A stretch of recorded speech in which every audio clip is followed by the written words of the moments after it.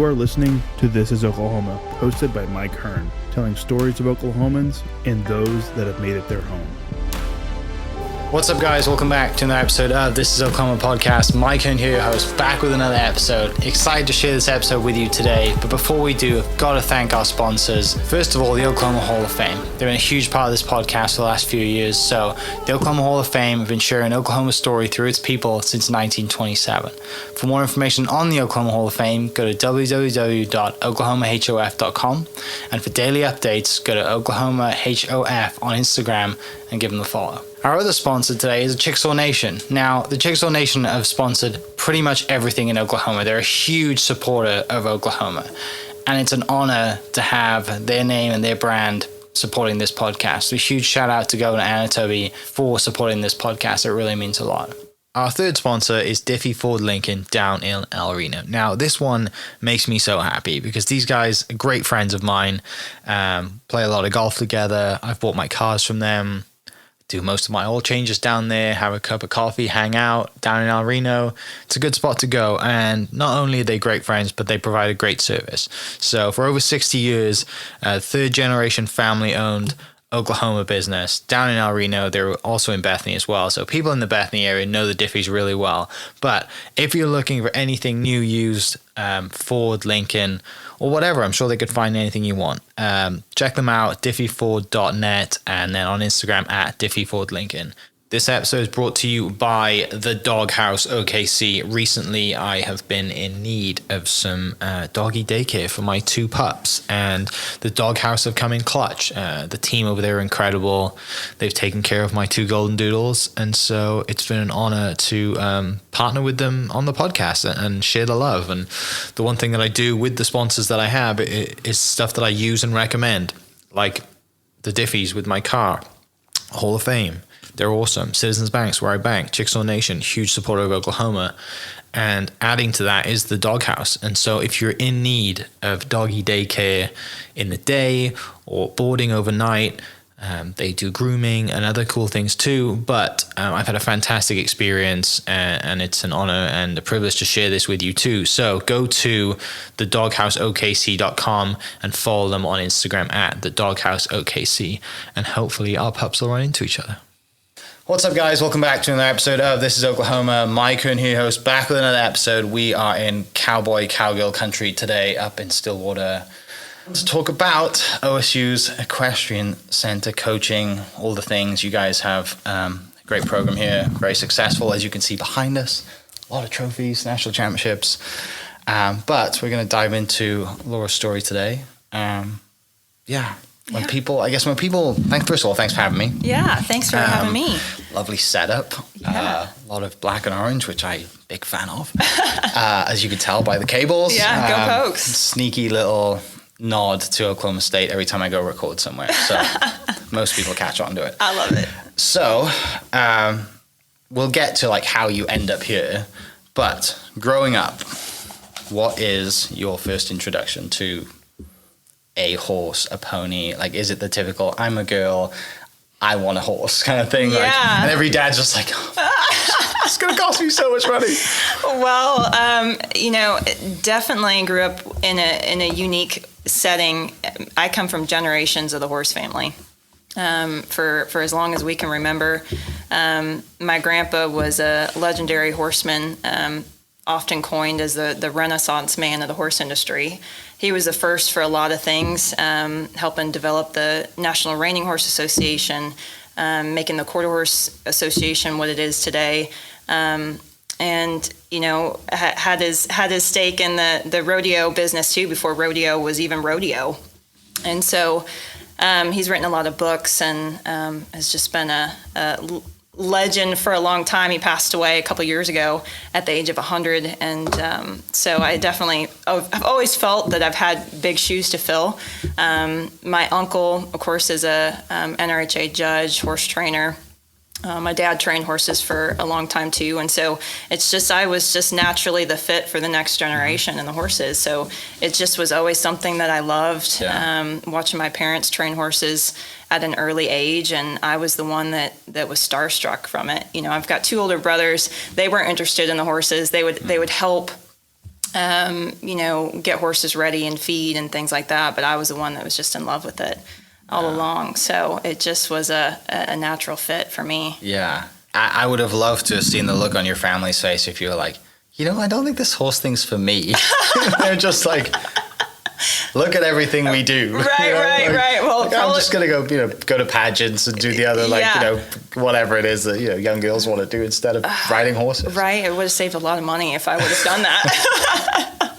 Would have saved a lot of money. But no, I had an awesome childhood growing up. I think, for us, it was a simple life. It was very different than I think a lot of people my age and younger can maybe relate to. Uh-huh. We grew up in a small town in northern Arkansas in the middle of nowhere, down a dirt road, small tiny house, riding bikes down a dirt road. We didn't have to worry about being kidnapped or getting in trouble. Drank out of the water hose and didn't have TV growing up. Wasn't raised on it. If we did have TV, it was maybe 2 channels, and if we wanted the channel changed, somebody had to go out and change the wiggle the antenna. Yeah. But the TV, that we did grow up on, if we got it, was Home Improvement or the Andy Griffith Show. Mm-hmm. But it was humble financially, very limited. Mm-hmm.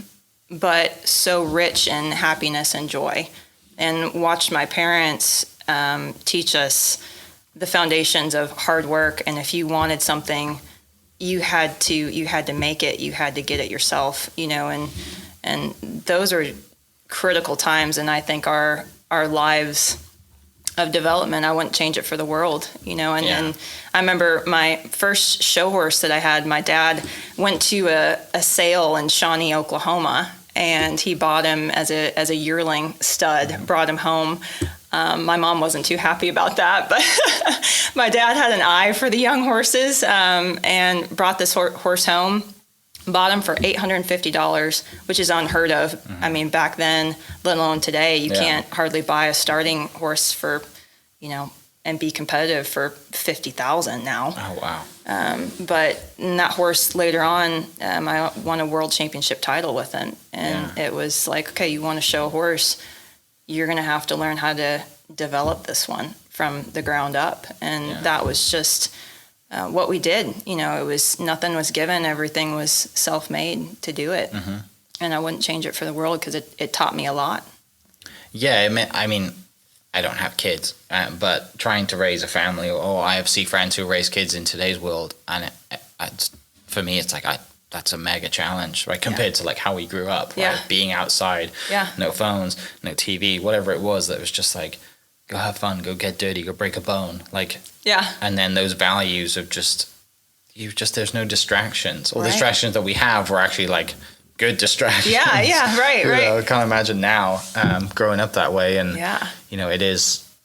I think there's so much value now, and I mean, a lot of people are going to the homeschool model and staying out in the country, and if you got kind of internet and Wi-Fi, you can kind of do it, and I think at the time, probably growing up, like we didn't know how good or bad it was. We just like, this is our life, right? But you look back and you're like so thankful for oh my gosh, that maybe you didn't have everything you wanted, and all these toys and horses and quad bikes and Barbie dolls and whatever it is, right? Like, for sure. You have so many great memories and values instilled in you that you carry today. Absolutely. And, I always remember my mom in particular, getting sometimes a little frustrated of, I wish we could do more. I wish we could afford the nicer horse, the horse with the better pedigree and things like that. But, looking back, like I said, I wouldn't change a thing, because it taught me so much on how to work with a tricky horse, how to develop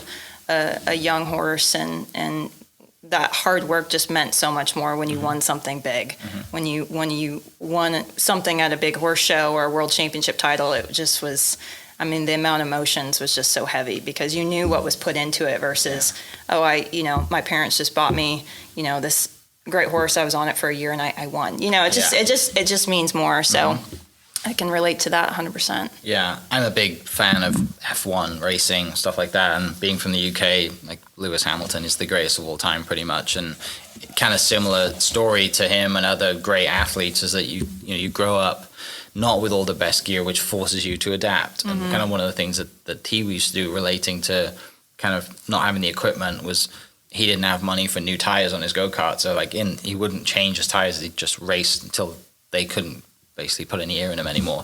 But, you got people out there on fresh tires, fresh equipment. Yeah. And he's just learning how to control the cart as you would with a horse, teaching it, learning when it's tricky. Like you develop your skills, so it's so much harder. Oh, yeah. But as a kid, you're like, this is now normal to me. Yeah. Like your normal is a lot harder to everybody else's. Yeah, for sure. And then it just puts you way ahead. Yeah. Because then when you do train him or you do get a horse that's like, oh, this one listens. Yeah. It's like, oh, I can make this thing do whatever I want it to do. Oh, for sure. But yeah, that's really cool. So you mentioned you got 2 older brothers. I got 2 older brothers. Were they competitive as well? Oh, very competitive. I grew up predominantly in my cousins. Most of my cousins are all boys. And so during the summers, we go up to Wisconsin to visit family on the family farm. And oh boy, did we get competitive, So I think, I had to grow up extra tough from that standpoint. So, I mean, I just have always been competitive, just growing up with boys. You had to once in a while get into a good brawl or a good fight and duke it out. And so that's just, I didn't have sisters. So, we weren't pulling each other's hair or fighting over makeup. It was my brothers and I, throwing punches at each other. Yeah, just throwing bows. Or going outside to get entertained, or if we get in trouble, break a window or something. It was, we got put to work outside. So it's just how it was growing up. We didn't have a tractor to make things easy. So often, if we needed a tractor, we'd hook up a team of Clydesdales to get it done. Or if we went to go pick out a Christmas tree, my brothers and I would go with my dad as we'd hook up a team of horses, and we'd go out and cut down a Christmas tree and fight about which tree was the best one, So that was life growing up. People pay to watch people do that now, right? Like the Clydesdale, there's a big Clydesdale ranch kind of by me in Yukon. Okay. And they're all out there, and like people pay to go and take a tour around it and see the horses. Yeah. I'm just like, yeah, you grew up doing this. I know, right? I grew up doing it. It was like the modern day Little House on the Prairie, right? So I probably, we could have filmed that for sure. Was there a big age gap between you and your brothers? No, we're all pretty close. 2-3 years apart. So. Okay. So they saw you as equal. They didn't see you as like, oh, she's 5-6 years younger. Like she's, well, parents I had to, as a girl, I definitely made him known, if I tried to get him in trouble or something, or, cry a little bit. So I'm the eldest, so my younger brother did a lot of that to me, so I know how it goes. Yeah. Mom, he did this. Like, no, he didn't. I didn't do anything. Oh yeah. We had our fair share of that. I put my brothers through a lot. I know I did. So. Are they still kind of in the industry today? They are not. They are not into horses at all. Yeah. I think that they are perfectly fine with just looking at a picture on the wall of a horse versus being involved in one. Mm-hmm. But they appreciate it and support me 100% in what I do. Yeah. And so both of them are in Texas right now. So, it's just me carrying on the horse generation. Yeah. You mentioned winning a world title.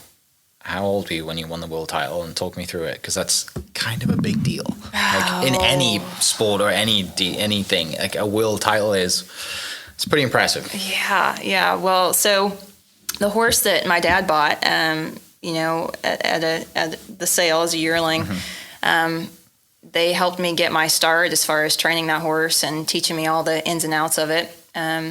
Later on, my parents pushed me to go get some extra guidance and some extra help from some of our friends that are great horse trainers in the business, Jerry Erickson, and then later on I went to get help from Terry Cross and Steven Stevens in Texas, who are the best in the game.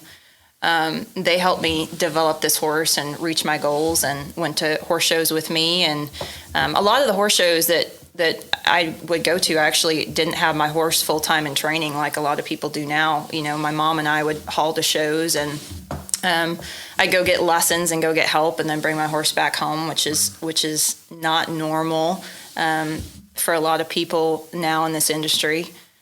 Because the horse would just stay at the Horse would facility just and you stay. would come in, Just stay. So you'd pay, monthly fees for boarding and training and horse shows, and you would never have to feed your horse or clean its stall ever. So for me, it was getting the lessons, retaining it, and then bringing it back home. And so a lot of work went into that, and it was incredible. I won. I think I was maybe 17 when I won it. It was at the Paint World Championship show in Fort Worth, Texas at the time, and made the finals. Didn't think I was going to make the finals. My horse was having a lot of soundness issues and trying to founder on me. Didn't actually thought we might have to scratch the class. And a lot of hard work went into trying to keep that horse sound and ready to go. And sure enough, I just went in with everything I had and thought I'm going to give it my all, and had a backing group of people that believed in me, and it just all came together and ended up winning. I think under all 5 cards, there's 5 judges, so ended up winning it, and a lot of emotion, a lot of tears, a lot of excitement. Mom, dad, horse trainers. So no, it was a big deal for me for sure, and I think that's really what got my spotlight and got some attention from some college coaches too, getting into that time. So it was just right place, right time, a lot of hard work. Just a phenomenal opportunity. What's the most vivid memory from that, winning? Anything stand out? Because it generally happens fast, right? Yeah. It happens so fast. You're in the moment. You don't really have time to think about it because you're focusing so much on it. But when you do get that moment, you're like, what do you remember? What was the thing you remember?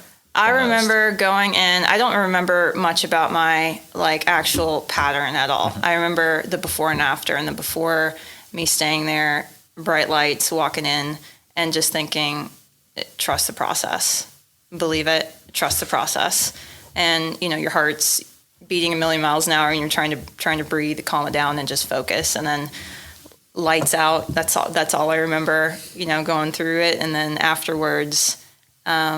That announcer saying, world champion, calling my name, and then just seeing everybody in the stands get so emotional because it meant more because of what I went through to get that horse there and just that story. So it was a huge moment for us. Yeah. And like you said, it comes at a great time because then you're on the radar of college coaches. And before we get into that, explain to me and maybe people listening, how. Because most people, we just had the Olympics, right? Most people see the Olympics, they see horse riding in the Olympics. What is your, you mentioned 5 judges cards, what's the process and the act, I guess, compared to any other form of, is it the same as what you do in the Olympics? No, a little different. So, there's so many facets in the equestrian world that's unique. There's the hunter jumper side of it that we see at the Olympics. There's the eventing side of it. There's the dressage that we can see at the Olympics. The Western world, really isn't on the Olympics. There's a variety of different events, from the reining, the horsemanship, the showmanship, the halter events, and then you get into your rodeo side, the barrels and things like that. My focus, at that time, I showed the reining, and I showed in the all-around events, which would be the showmanship, the English, hunt, seat, equitation, pleasure, horsemanship, trail, all those things. So I showed in a variety of events. Usually at your bigger shows, there's multiple judge system. Smaller shows, there's 1 or 2 judges, depending on where you go. But yeah, your elite level, it's usually quite a few judges. Okay. Yeah. Just a lot of events that you could go into. A lot of events, and now you're so specialized. At that time, I was, I showed in a lot of events. And so now, you see girls with several horses that they're just, that certain horse is just for the pleasure. This certain horse is just for the reining, because our world's developing into that, which is awesome to see. We're breeding horses to be in a specific event and to do it at an extremely high level. So, but we still see a lot of great all-around horses and things like that. But that was that was my focus growing up, is kind of doing it all. Yeah. And then it made me a better rider for college, for sure. Yeah, more well-rounded, but also and then well-rounded as a coach too. Yeah. Right? You like understand all these different events and different intricate ways, and then understand the horses as well, right? Yeah, for sure. So you're on the radar. You're 17. You're a world champion. Coaches start calling, knocking doors, sending letters. Like, parents are like, yeah, you're going to college. Maybe it's going to get paid for. Like, I mean, what's the take me to that moment? Yeah. So, I honestly, I wanted to be a horse trainer growing up, and my parents were, they didn't tell me no, but they kind of discouraged it. They wanted to encourage a different route for me. And so I thought, okay, well, what can I do that still involved horses? Okay, let me try to go to school. See if I can get a career to support this horse habit.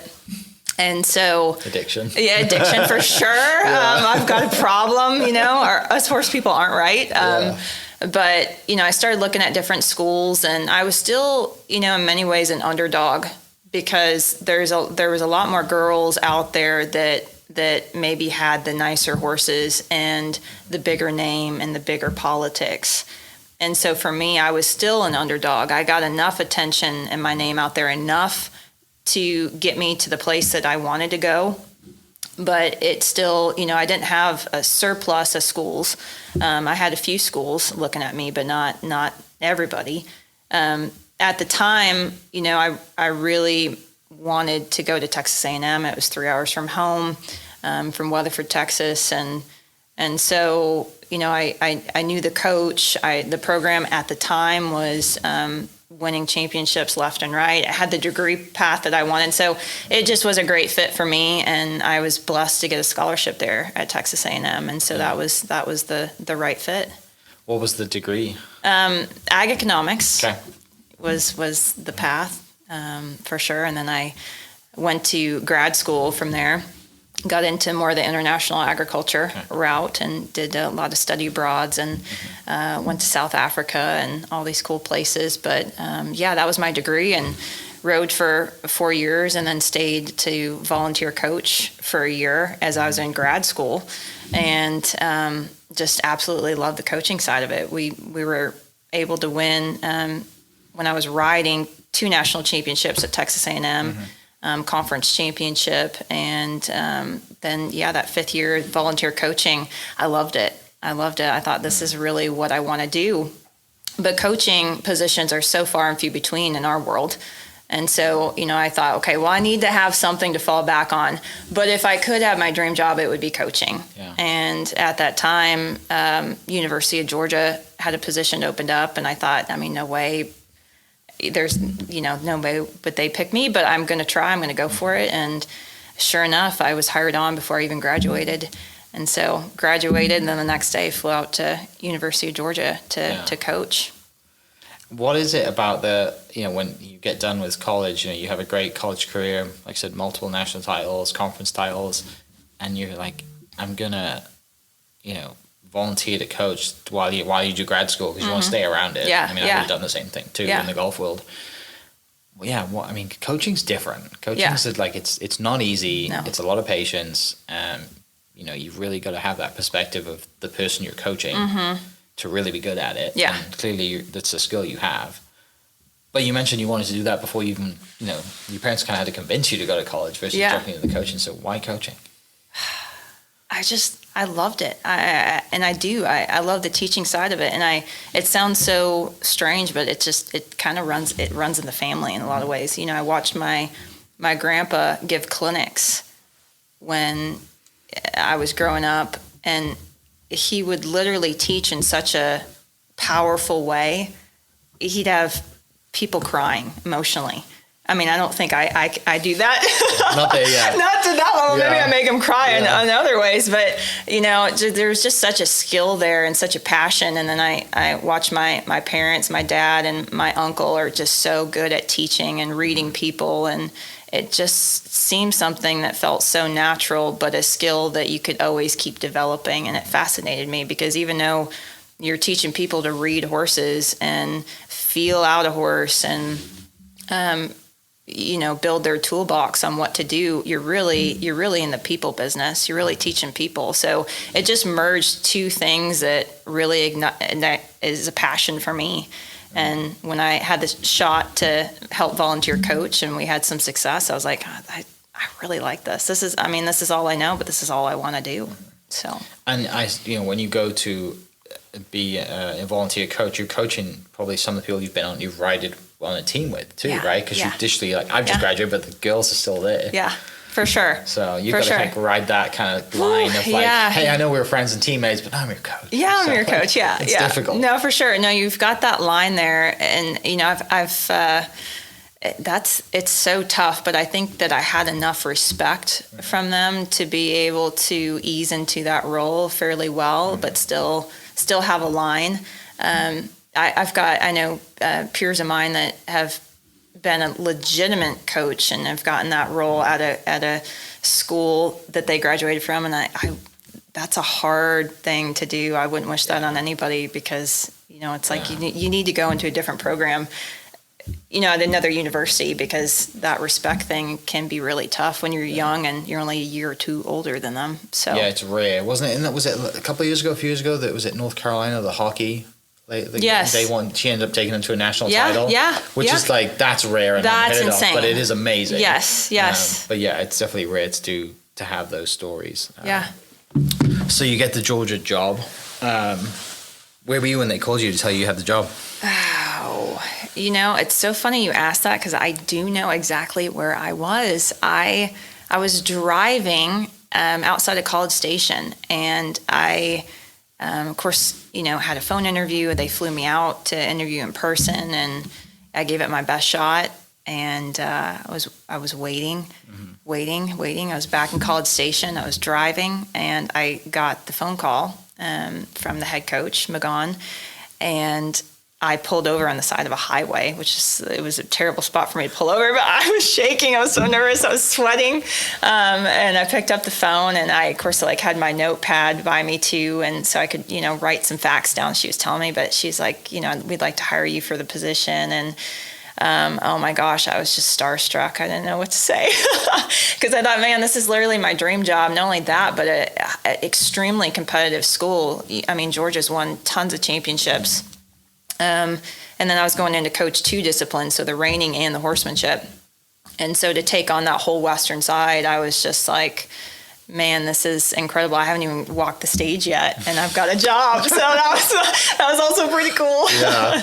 Who was the first person you called after you got the job? Oh, for sure, Mom. Yeah. Got to call Mom, and she was ecstatic because I think in our family, when you call Mom's the one that delivers the message to the masses, right? So, right. But yeah. That's awesome. Yeah. What was that interview process like? Man. And does it change now to if you were to interview someone, would it have changed? Yeah, I think I'd change it a little bit. Yeah. That interview process was. They did a phenomenal job. Magon, his attention to detail on so much, but they brought me in, and it was just going through a whirlwind. I had, back-to-back appointments with different people in athletics. I remember coaching, a practice. She brought out a few different girls and, just stood back and watched me coach and listened to me, and it was a whirlwind. I mean, just an absolute blur, but it was so well done. And of course, I overthink everything afterwards, right? I'm the chronic overthinker of, I should have done this different or this different, this different. But no, it was great. It was great. Yeah. So you pack up, head out after you walk the stage, and I pack up. I head out. I had movers come in, and I didn't know how to act with that either, because they never had help moving. Never had help moving. So we just came in and packed up all of my stuff and put it on the U-Haul and shipped it out, and then I had to fly out of College Station into Atlanta. Mm-hmm. And so I didn't know how to act with that, because I walk into an empty house and a suitcase waiting for my stuff to come 5 days later. And, I didn't know anybody at Georgia, just just bright-eyed, bushy-tailed, ready to get to work, and didn't know a soul, but it was awesome. What's the, outside of, working at because your career, you've worked at multiple universities, perks of working at great universities. I mean, Georgia football is probably pretty good to watch. Oh my gosh, And all the other insane. stuff too. It's insane. I mean, that's a different breed up there in the SEC. I mean, fan base and, oh man, so many great perks. But yeah, I was, of course, a big football fan being at Texas A&M. You have to be. I Johnny mean, being football. Johnny football. That was during my time. Yeah. That was a huge point. He just plays golf now. Yeah, he's doing fine. get out of football. But no, that was during my time there at Texas A&M for sure. But the SEC is just built different with their football. I mean, I don't know how else to say it, but the intensity, the fans, every game's a packed house. Every true fan is, screaming to the point their veins are popping out of their neck. I mean, it's just, they are built different. It's a religion. Yeah, right? But it's cool to see. I'm just so fortunate for those experiences at other programs and universities, for sure. So, like you said, you get your dream job. You're in Georgia. Just bright-eyed, bushy-tailed. You're like, ready to go, thinking, I mean, this is it, right? Like I tick the box. Yeah. But, there's still work to do and you're still young. So there's a career to build as well. Yes. And you're probably not thinking where you're going next already. Right. You're like, I got a job to do. So tell me about that process and tell me about that time at Georgia. And then, inevitably you leave to go somewhere else. So how do we transition into that? So, I think looking back and, this is, 10 years ago when I started at University of Georgia, I was so eager to prove myself because I think I grew up so much of having to prove myself from not having that I needed to prove it. And so I wanted to prove that this is the best program, University of Georgia at the time, and I'm going to be the best coach and I'm going to have the best team. And worked very, very hard in doing that and getting the girls to believe in that too, and fortunate to be able to have three I think SEC titles there, and then did not win a national championship but came close. I think we were runner-ups twice, so just barely missed it at Georgia, but just so result driven at the time, which now I've changed that a lot, but just so result driven, and that brought me a lot of success for sure. But I think it got a lot of attention from other programs and coaches, and I got a call from Baylor University's head coach Casey Maxwell one day, and I wasn't really thinking about moving. But I did miss Texas quite a bit, and I took the job at Baylor for a year. A lot closer to home. Loved my time at Georgia, but certainly wanted to get back to Texas, around closer to family, and took the job there and was there for a year. Had recruits that followed me from Georgia to Baylor. You're doing something right. It is, even but though then it feels awkward. But and then bad to take away. know, and it is a lot of pressure because you're like, oh gosh, that's a lot of pressure, and I take that to heart and pretty personal. But at Baylor, and then had some great success at Baylor, but at that time, Coach Larry Sanchez calls me up from Oklahoma State and says, hey, I want you to come look at Oklahoma State and consider it. And at the time, he was looking at maybe stepping back from being in the arena and, coaching and overseeing the entire program in a different role. And so he said, "You're the only one I trust to coach the reining and the horsemanship here, and I want you to come look." And I kind of hem-hawed around about it and said, "I don't know, Larry. I just got to Baylor. It's going to look bad if I just hop around and move again. I know other sports do that, but I didn't feel really right doing it." And so he kept on me, and he said, "Just come look. Just come to Stillwater. Just come look." And so finally, I thought, okay, I'm going to come look at Stillwater. And sure enough, him and his wife, Julie, toured me around Stillwater all weekend, and I just fell in love. And he was right. He's like, you just got to get here. You just got to get here. Just come look. Because he knew if he got me here, I'd be sold. And sure enough, I was. So I finally, he always says, well, yeah, you finally got it right. You moved around to all these schools and you finally got it right. So going into my 6th season, love it. Found a home. Found a home. Yeah. Found a family, found a home. It's awesome. What was that getting, like, when you got here? Where did they take you? What, dive into that? Like, oh, man. I mean, I know, I get it, right? And I think people listening get it too, because even if you're from Stillwater or not, you're just from anywhere in Oklahoma, like, it's people. Yeah. And you said that earlier. It's people business, regardless of what business you're in. Yeah. And people are so nice here. But yeah, what's that like? You know, is it a big game day? Like, do you go to Eskimo Joe's? Like, what's the? Where do they do? How do they sell Oklahoma State? Oh my gosh! Well, I mean, coach? There's no better person to take you around Stillwater than Larry Sanchez for sure. But he was with me pretty much the whole time. It was a whirlwind.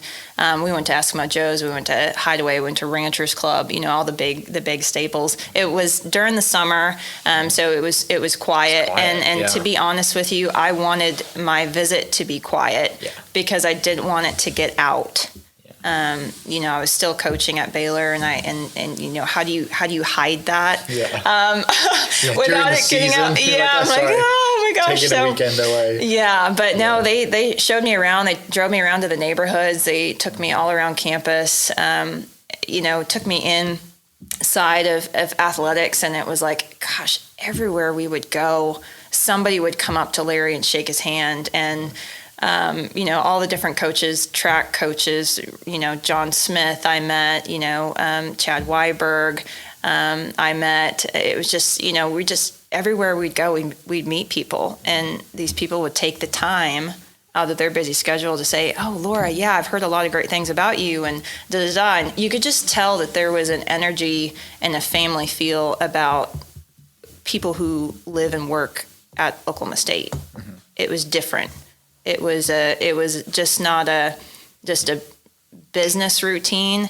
It was personal. Mm-hmm. And Oklahoma State meant something to them, and everybody's connected to each other. They knew something about their personal life. They knew something. It was something that was special that I hadn't seen before. Mm-hmm. And I loved it. And Julie, Larry's wife, of course, talked to me quite a bit about being here and what it means. And Larry started this program from the grassroots. I mean, none of these buildings were here, nothing was here. So this program it means a lot to him. It's his life. And that's how he treats this team is his family. Mm-hmm. You know, we spend so much time together that, you know, he always says that we want to get along, we want to have fun, and we want to do life together. And I feel like that's such the family culture here at Oklahoma State. Mm-hmm. And it's true to tradition and values. It's not just something people say, it's how we live. Mm-hmm. And so that's what sold me. Yeah. And it's through every sport. Yeah. You know, it's not just like, you know, it's unique to a sport. Like, I know a little bit about the golf side and what Coach Holder has done. Yeah. You know, and like, a lot of people are scared of him, but like he's building, you know, he's been here for a long time, and what he's built is incredible. Yeah, you know, the coaches that come around him and underneath him, like, yeah, I can't imagine absolutely how it feels to, you know, be a part of that family. And like he said to you, like Larry said to you, just want to get you here. Yeah. I just want to get you here. And I remember meeting Coach Holder on my visit, and even going to Karsten Creek and just being in awe of what he does and what different programs at Oklahoma State do that make them so successful. So, but I take that, my first experience here at Oklahoma State, I take that into my recruiting, because I think about that a lot. You know, if girls have different perceptions about Oklahoma, they don't know anything about Oklahoma. They just think it's just a cowpoke town, right? Yeah. Just fields of cattle, and you're like, oh well, it's a little bit more than that, and you know, flat. And flat, and you're like, no. I just get here. Yeah. Promise me you'll come. Just see it. That's all I'm gonna say. Just promise me you'll come, and then when they get here, it's definitely a different mindset, different shift. Yeah. Well, and I've done the Mid-South run, not the cycle race, every year for the last 4 years now. Do you know Bobby at all down at the bike shop and stuff? Yeah. Great guy. Yeah. So I've done, you know, I've just come up here, and it's, the run's on a Friday, the cycle race on a Saturday, but it's a whole week event in March, and people come from all over to do this race. And like, Stillwater, Oklahoma is like where this crazy gravel event is. And it's funny just to sit back and just take it in, right? And see people get together of all shapes, sizes, all over the world to come here for a week. Yeah. Run and ride hills, which people are like, there's no hills. I'm like, yeah, there are. Yeah, Go on those dirt roads just a little south of town, southeast to southwest of town. You'll find them. They're out there. Yeah. But yeah, it's fun, I'm sure, for you to recruit and to bring people here because it's special. You don't really have to sell it that much. Right. And then you've got the program history and the facilities and everything else that adds into it. Yeah. That's been built. Like, that's the stuff that kind of wows everybody else when they go to other schools. Everybody's got great facilities. Right? Yeah. Everyone's got sure. donors and want to spend money and all the gear or whatever it is, but it's those intangibles that absolutely that we have here. Yeah, it's the meat and potatoes of a program, not just the outskirts of a facility, and that's what I think makes us so special is that heart of what we do. You said earlier, trust the process. Yeah. And I wrote down straight away, what's the best lesson you learned from your grandpa? Because you mentioned sitting back as a kid, watching your parents coach, and what's like the biggest takeaways that you have that he's around for 100 years, you're 100 years of wisdom from him, and your family. Man, there's so many things that he taught me.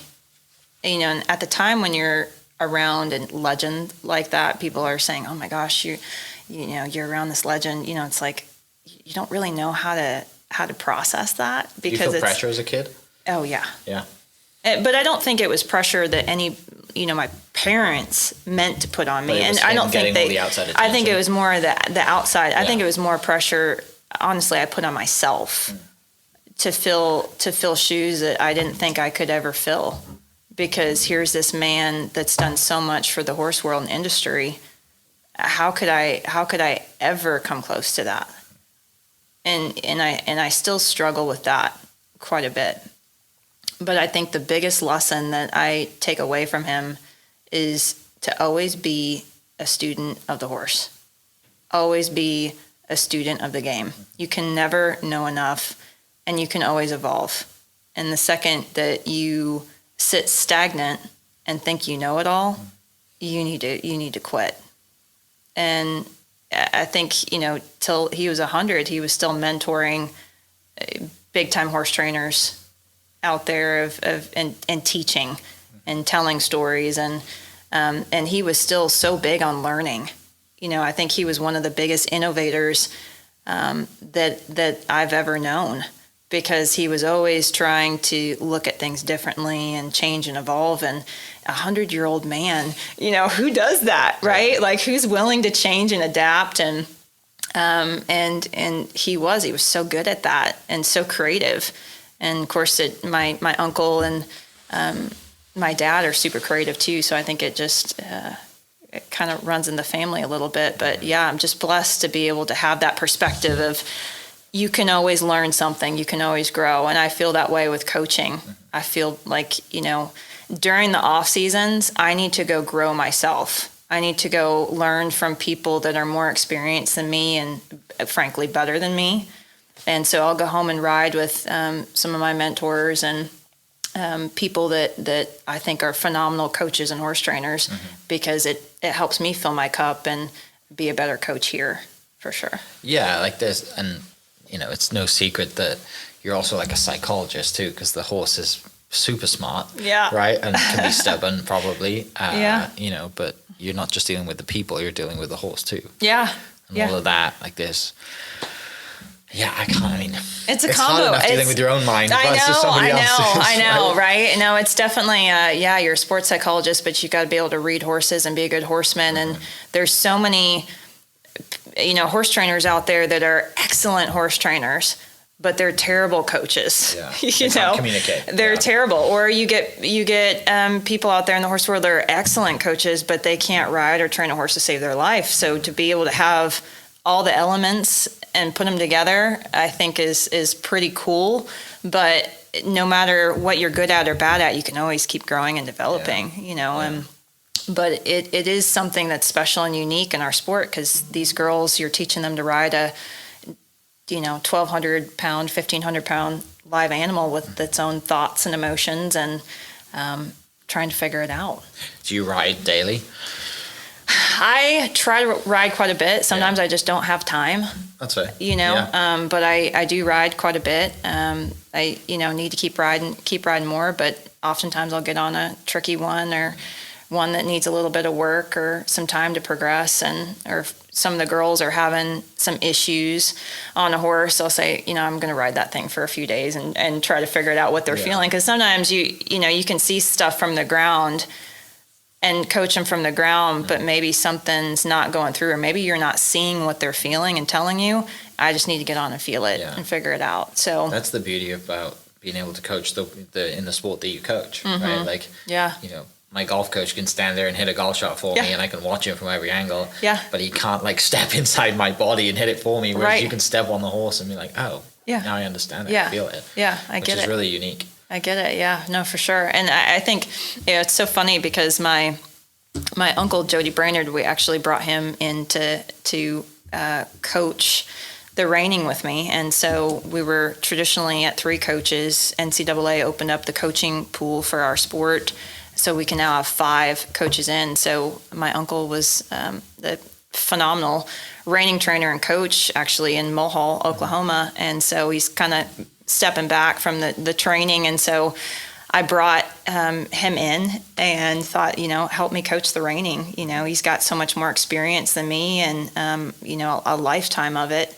And so he came in, and he's just taught me so much on how to think differently, and we merge a lot of different ideas and talk through a lot of different things. But one thing that he did tell me that really changed my thought process, when we're looking at riders and horses, is he always says that you can't always change people, and sometimes when somebody doesn't know, you've got to have patience with that. And so my grandpa always had a tremendous amount of patience. My uncle has a tremendous amount of patience. I'm getting better at having patience. I'm terrible at it. And so, and that was the thing Jody said. He said, people don't make mistakes on purpose. And that's such a critical thing as a coach to remember, because sometimes you want to jump down somebody and get impatient and, try to push them to grow faster. But it's like they don't make mistakes on purpose, not at this level. So you have to sometimes step back and have that perspective. And that's helped me a lot, think through that and adapt in my coaching a little bit later on. But it's been fun being able to coach with family. Yeah, that's special too, right? That's another unique thing that you get to do. And I'm sure when you got the call, your uncle got the call, it's like, yeah, that's cool. Yeah. Why not? Well, it just worked. It was the right time in his life, and the right time, for our program, for him to step in. And I think about that all the time. What if my grandpa was still around, what would he think and say about that? And I think he'd be tickled to death. He would have so much fun with it. So, yeah. Mom and Dad get up here often? They do. They try to, for home meets. They haven't been in a while. They've been so busy, but they enjoy it. They usually go to the big events, Big 12 championships, the national championships in Ocala, Florida, at the World Equestrian Center. They actually drove our truck and trailer down to Ocala. I don't know, that was like 18 plus hours.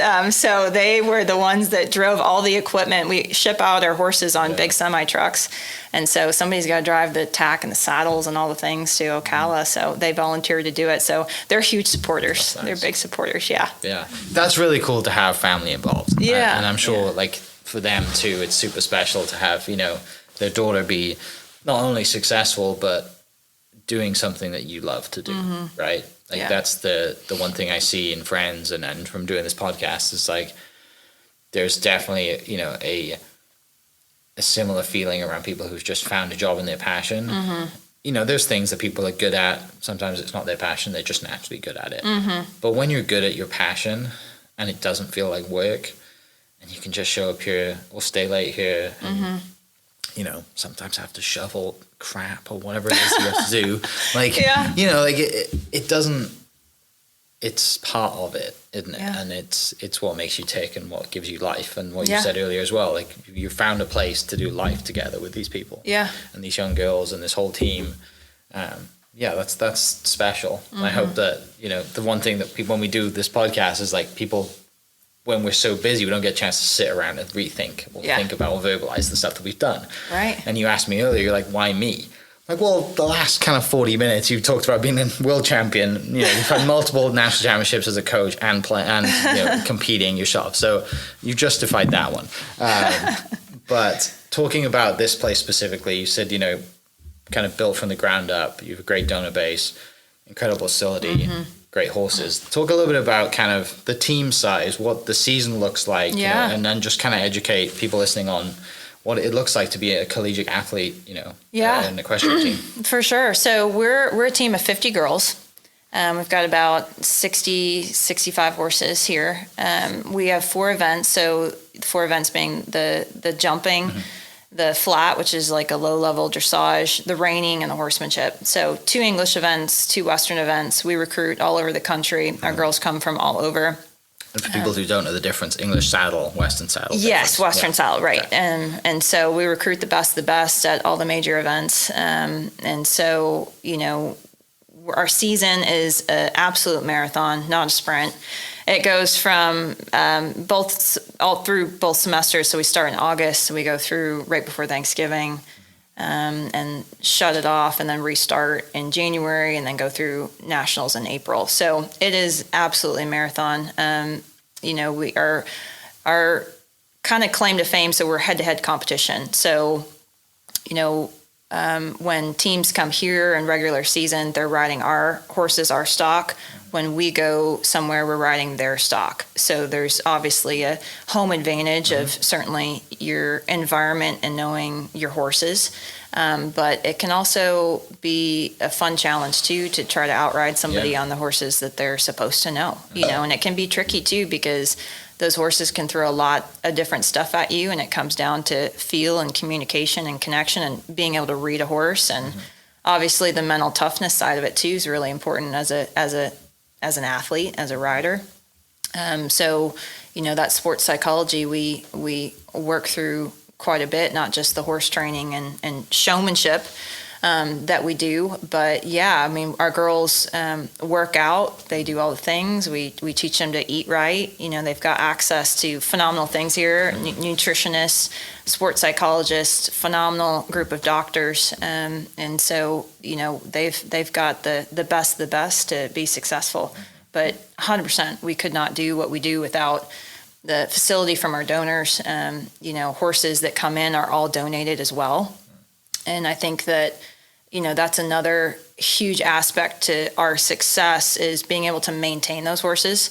From a physical standpoint, we've got a phenomenal team of vets, but also being able to train them and maintain them in the arena is really critical for us. So not getting those horses burn out, being able to manage them, progress them in training, or maintain the good ones and the older ones. So we've got horses, horse of the year horses. It seems like every school wants to come ride our horses. They get so excited at nationals. The schools that compete, everybody kind of brings a pool of their horses, and then, everybody else kind of rides your horses because it's in a neutral pool. And so everybody gets usually excited to ride Oklahoma State horses because I know that they're some of the best of the best. So yeah. I won't ask you now. I'm gonna ask you later. Who's got the worst horses? Everyone doesn't like to ride them. I say worst. Who's the most difficult horses to ride? We'll ask you that later. Yeah. Oh yeah. But that's really unique too, to have that. It makes sense. You don't want to be trucking and trailing and all. It's expensive, right? Sure. To do all that, and then.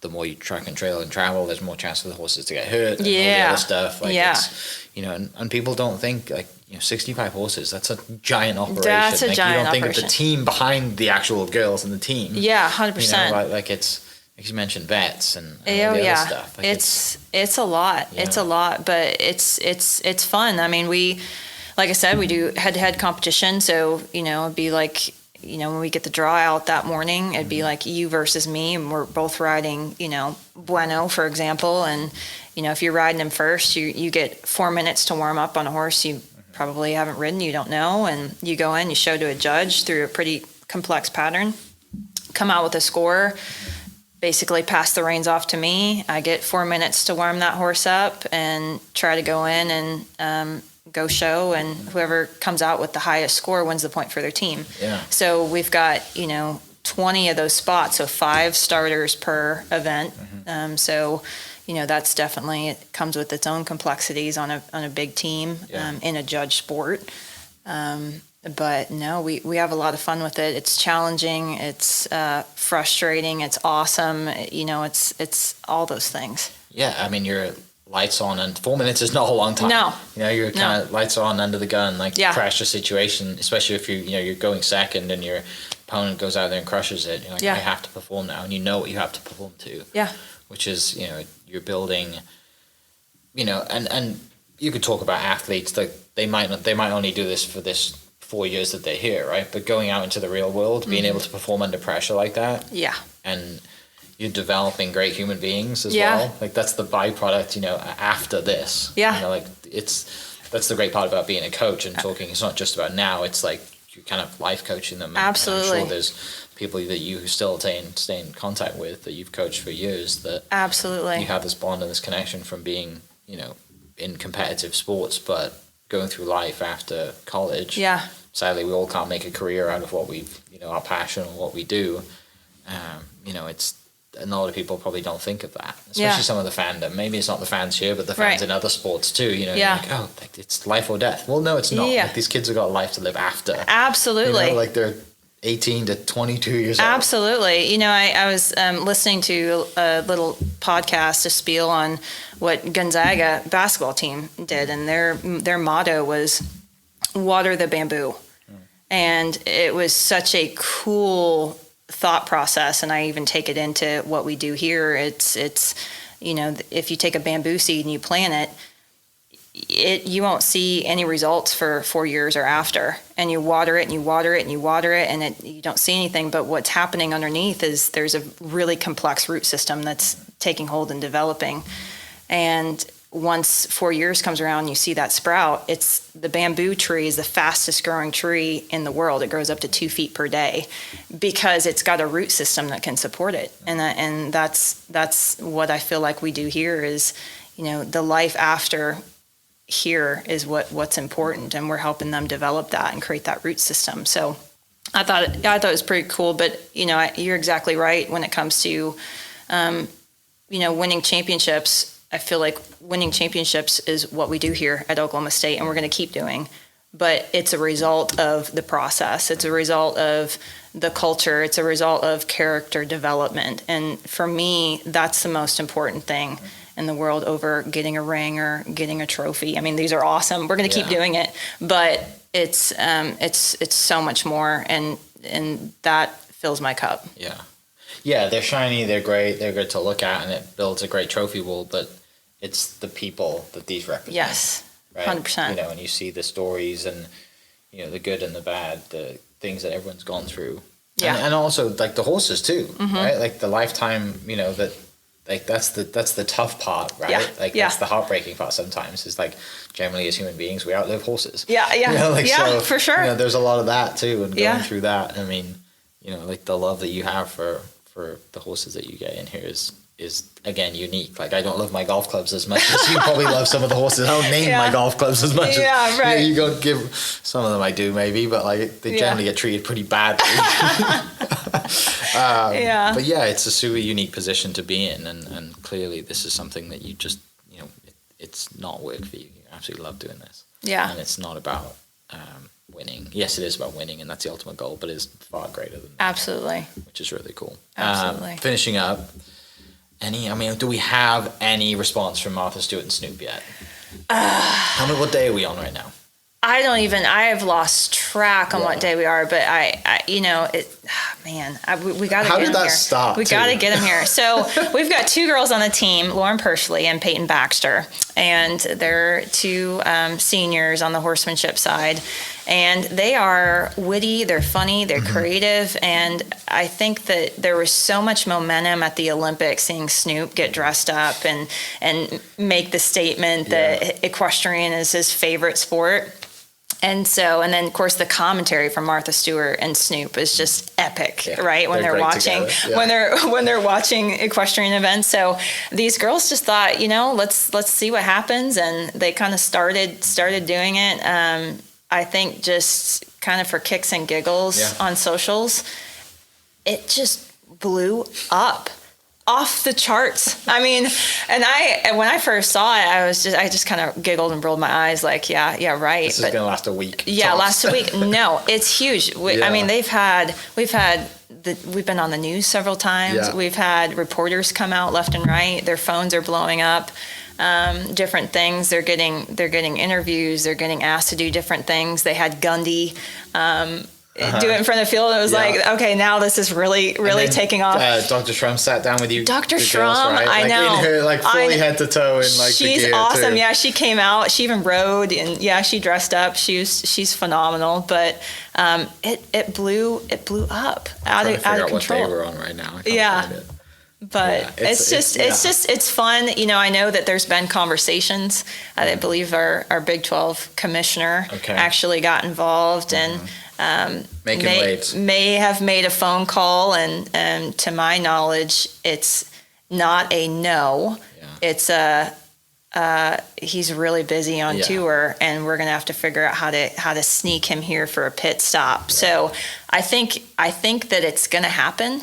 It's just a matter of when, and it may not happen in our timeline. But I think I just can't imagine. I can't imagine what's going to happen when we do get him here. Like what this facility is going to look like for a home meet. I mean, it's going to be a concert. I don't even know how we're going to be able to focus. No. But these girls literally last football game they got on the field.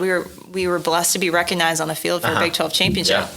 They gave them the mic on the field. I saw that, And I'm like, this is getting so big. This is insane. But Snoop knows about it. I don't really know about the Martha side of it, but this place is going to be rocking when we have them here. I'm telling you. I could just see him just walking in. Oh my gosh, yeah.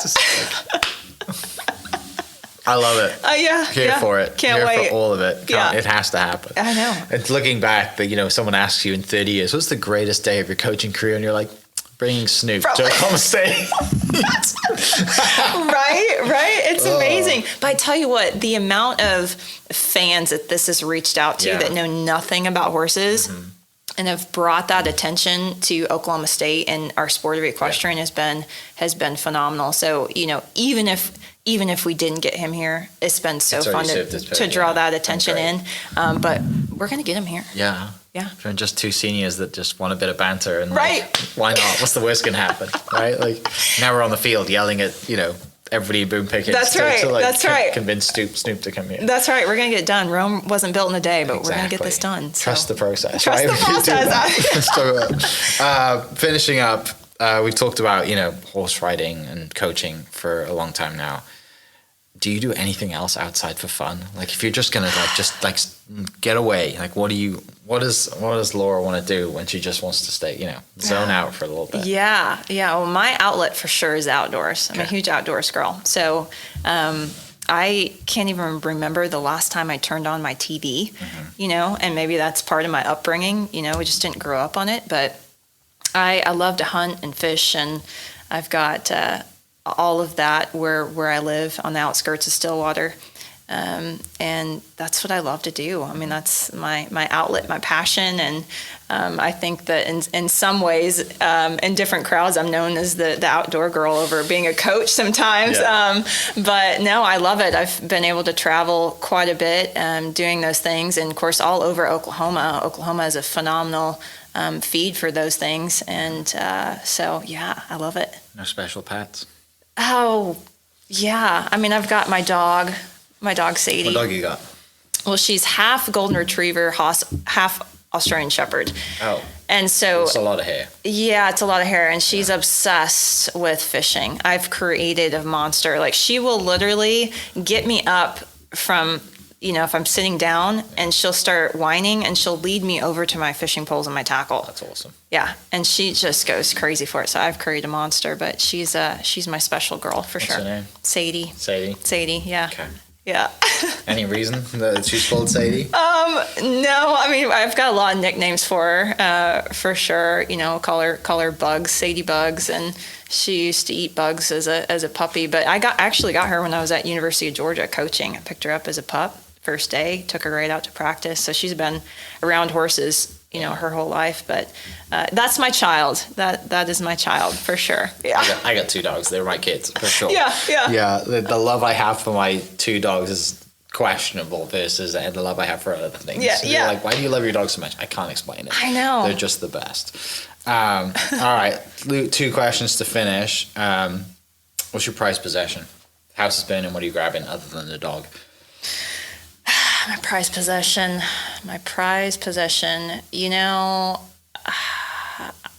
I would probably say I would be grabbing, materialistically, I'd be grabbing my hunting bow and some of my nice guns. I know that sounds so hick to say. I probably edit that out. No, it's not. But so I'd probably be grabbing that, for sure. Those would be my things that I just love, and some of my tackle and my fishing poles and things like that I'd be grabbing if my house is burning down. But non-materialistically, for sure, say my biggest value, of course, is my family and my friends. 100%, hands down. I think that's the biggest, most important thing in life. But Yeah. What guns you got? And what type of shooting do you like to do? Rifle, shotgun. I love hunting birds. Birds is kind of my more of my thing over hunting, but other things. But archery. I've got a Matthews bow. Love it. It's hard to do. It's really hard to do, but I prefer to shoot with my bow than I would a rifle. Mm-hmm. So I've really gotten into that, and of course, hunting season is happening now, right around the corner. Mm-hmm. But yeah, that's my prize. Okay, for good sure. to know. Yeah. I'm not editing that out. Okay. But that just fits. We're gonna go with it. Okay, we'll go with it. Yeah. Okay. Okay, favorite item of OSU gear. Favorite item of OSU you've gear. either been gifted or just favorite item, outfits you like to see, if the football team have different colors of uniform, right? Some of them they love the black one or whatever. Yeah. Do you have a favorite that you love to see the girls in? Yeah, for sure. So fun fact is my mom actually is the team seamstress. Full family affair. It really is a full family affair. I think I cannot. Did they know what they were getting into when you got the job? Probably not. But they were probably not. My mom's a very talented seamstress. Yeah. She doesn't give herself enough credit, but so she custom makes my horsemanship shirts. So everything is custom to that girl's body and what it needs to look right. So she's made some beautiful outfits. And I think my favorite one that she's made is our recent one. It's honestly all black. It's kind of a silk look to it. It's got, the custom collars that say OSU Equestrian. It just pops. It's beautiful. So, and of course I love, our hats too. My mom doesn't make those, but I love hats. Yeah. I mean, you will always catch me majority of the time in a ball cap, mainly because I don't like doing my hair, but I love a good ball cap for sure. But our hats are really, really cool. Our OSU Equestrian cowboy hats that are lasered on the side. Shorty's Cowboy Hattery makes those. And so those are just kind of a huge statement to the outfits that we wear. Yeah. For sure. Brilliant. Yeah. I got to throw this one in because they used to be a sponsor. They're not anymore, but it's a great question to ask. The Oklahoma Beef Council were a sponsor of the podcast last year. And their question they wanted me to ask people was, what's your favorite cut of meat? So if you're going to out for a steak, yeah. What is it? What am I doing? And how do you take it? So, I mean, I love me a good sirloin, tenderloin, for sure. And I would go a medium rare. Okay. Yeah. Sides? Absolutely. Sides? Mashed potatoes all the way. You cannot not have mashed potatoes. True. And I'd probably, do something somewhat healthy like asparagus, or depending on where I go, you can't stop there. You got to eat a good bread roll with that too. So, yeah, I'm all about those meat potatoes. All right. Yeah. Good way to finish. Yeah. Laura, thanks so much. Absolutely. It's been a pleasure. Yeah. It's been really good. Thank you. Great stories. You're clearly worthy of being on the podcast with you, with everything that you've done. Love the passion you have for the job that you do, and hope you stay around here for a very long time. And you've said you found home, so the dog's not going to let you go anywhere else, I don't think, unless you go fishing every day. Yeah. And you've got a great kind of team here, a great facility. And looking forward to keeping an eye on and spreading the word, and not only getting Snoop here, but seeing the success continue and roll in championships, national championships, and developing great human beings. Yeah. So, thank you so much. It's been an honor. Yeah. For people listening and watching, we will catch you next episode. Cheers. Hope you guys enjoyed that great episode. Thank you so much for listening. As always, huge shout out to our sponsors, the Oklahoma Hall of Fame, sharing Oklahoma story through its people since 1927. For more information on the Oklahoma Hall of Fame, go to www.oklahomahof.com and follow them on Instagram for daily updates at oklahomahof. Our other sponsor, the Chickasaw Nation, amazing sponsor. They do amazing things for the state, and they're always sponsoring something in Oklahoma. They're a huge supporter of Oklahoma, and without their support, we wouldn't be able to do what we do.